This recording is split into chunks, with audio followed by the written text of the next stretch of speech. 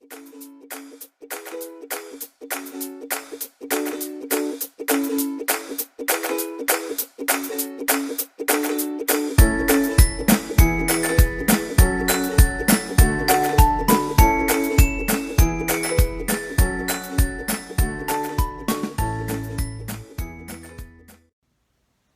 gente, tudo bem com vocês? Hoje a gente vai conversar aqui em nosso canal Direito com Elas sobre um dado, pessoal, colocado pelo legislador do novo CPC em nosso sistema no tocante à questão do ônus da prova, tá? Aqui eu me refiro, pessoal, a uma teoria que foi inserida agora em nosso ordenamento jurídico, que chamamos de teoria da carga dinâmica do ônus da prova, tá? O que isso significa dizer, né? Então, para que a gente possa entender essa teoria, vamos partir do início, vamos partir do princípio, né? Então, eu começo pela seguinte situação. Qual é a regra estabelecida pelo legislador no tocante à questão do ônus da prova, tá? E aí a regra que eu me refiro aqui, pessoal, é regra vigente, mas já era a mesma regra no tocante à legislação de 73, tá? O legislador mantém a mesma regra e ele nos coloca mais ou menos assim, que no tocante à questão do ônus da prova, cada parte prova o que alega em juízo. O autor prova aquilo que alega e o réu prova também o que alega, né?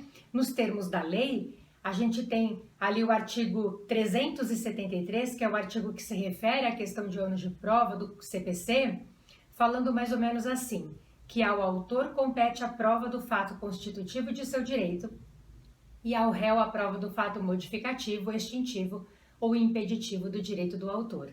Então, nesse sentido, a parte faz uma alegação em juízo, regra geral, ela tem que provar aquilo que ela está alegando, né? Aí, pessoal, o nosso sistema, já no sistema de 73, bem como agora no sistema de 2015, ele admite algumas possibilidades de inversão de ônus de prova, tá? Então, a gente tem, por exemplo, possibilidade de inversão do ônus da prova quando a lei autorizar essa inversão, tá? E aqui eu cito a situação do Código de Defesa do Consumidor, que prevê aquela questão da hipossuficiência técnica, lá, enfim, regulamentada pelo artigo 6º dessa legislação. A gente tem a possibilidade de inversão de ônus de prova autorizado pela lei. Essa é uma primeira possibilidade. Então, o sistema já vinha nesse sentido, isso não aconteceu com o novo CPC, né? Segunda possibilidade de inversão, que nós já tínhamos na lei anterior e continuamos tendo pelo Código de 2015, que é a situação de convenção entre as partes com relação a regras de ônus de prova, pessoal.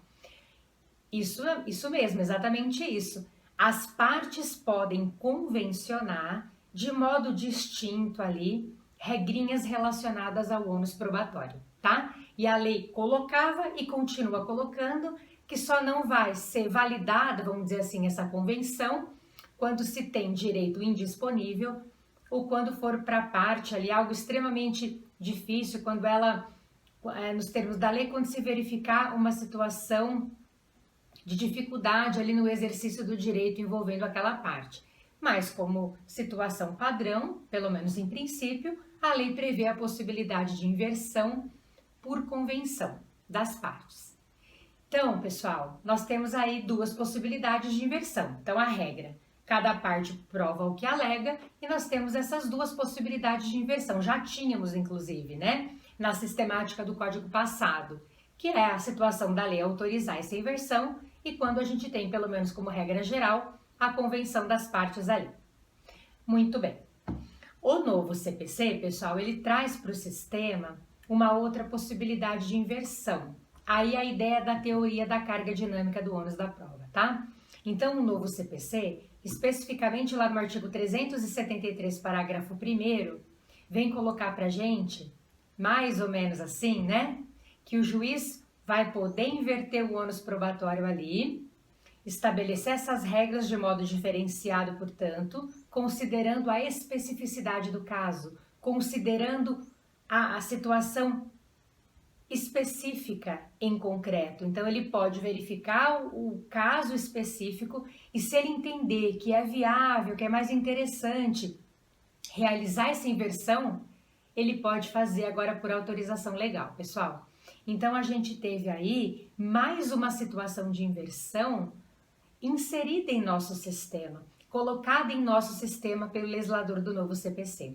E aqui eu quero deixar registrado um dado também, que no tocante a essa situação específica, pessoal, a parte que se sentir lesada, que se sentir prejudicada por essa decisão judicial, por essa decisão interlocutória aí, ela pode agravar por instrumento, porque a gente sabe que pelo sistema do CPC vigente, do novo CPC, nós não agravamos mais por instrumento de qualquer decisão interlocutória.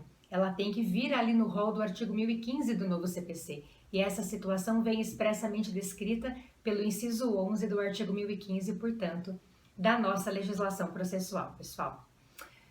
Era isso então por hoje, ok?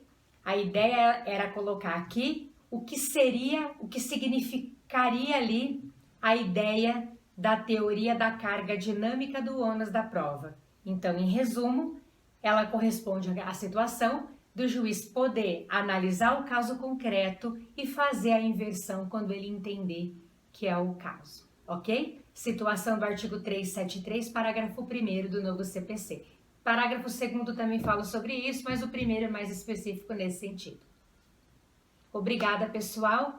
Que bom que vocês estão conosco sempre. Muito obrigada mesmo. Um grande beijo. Até semana que vem.